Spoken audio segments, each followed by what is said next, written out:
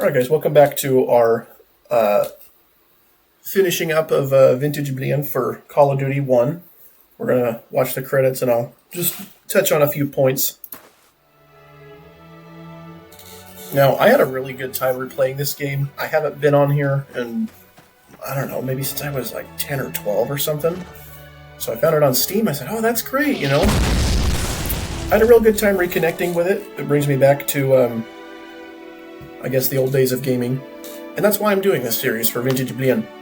I want to see what made gaming good, where we went wrong in recent times, and see what it might take to revive how it felt to play the old games. In the same sense as, you remember being on the old internet when it was really hard to get banned from anything, and, people were actually on there and it wasn't all bots and crappy ads all the time? Pepperidge Farm remembers, and so do I. So, it's that kind of thing with video games also. We have strayed away from where it used to be. I have a hard time having fun with some new games, and we have exceptions, like Cyberpunk was really good, even though it had some woke shit in it. I liked it. It was a good game. But games seem to get used as a platform to push agenda now, and not just something that we can enjoy. And that's why we have a lot of titles that come out and they flop right away, because most people are acutely aware of this, I think. But that doesn't help us figure out where we went wrong.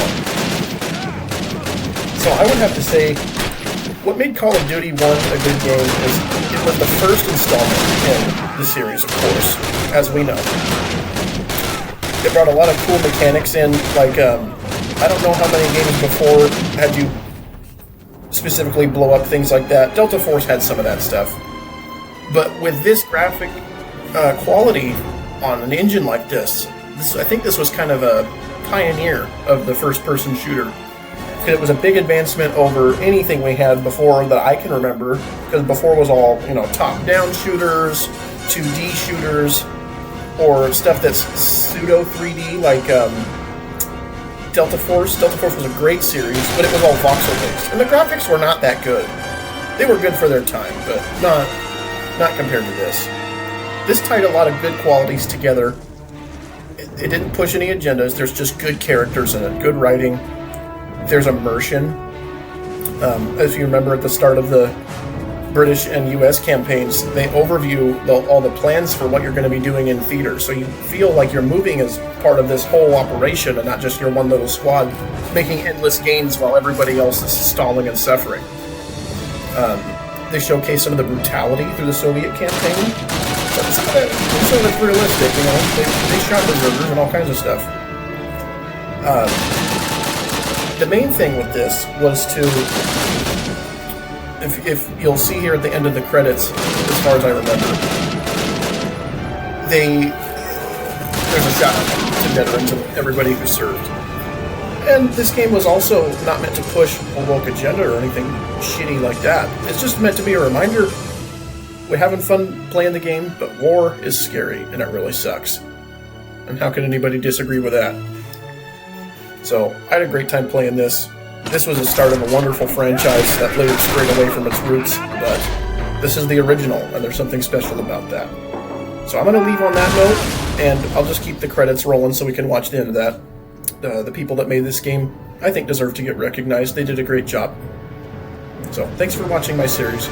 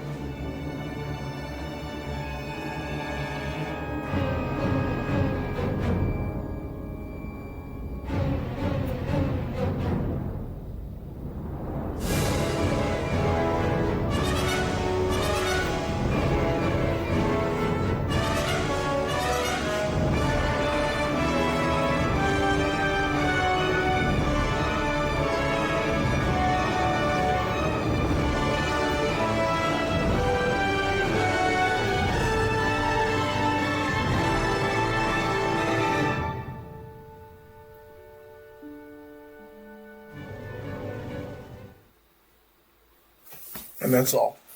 I hope you enjoyed my series.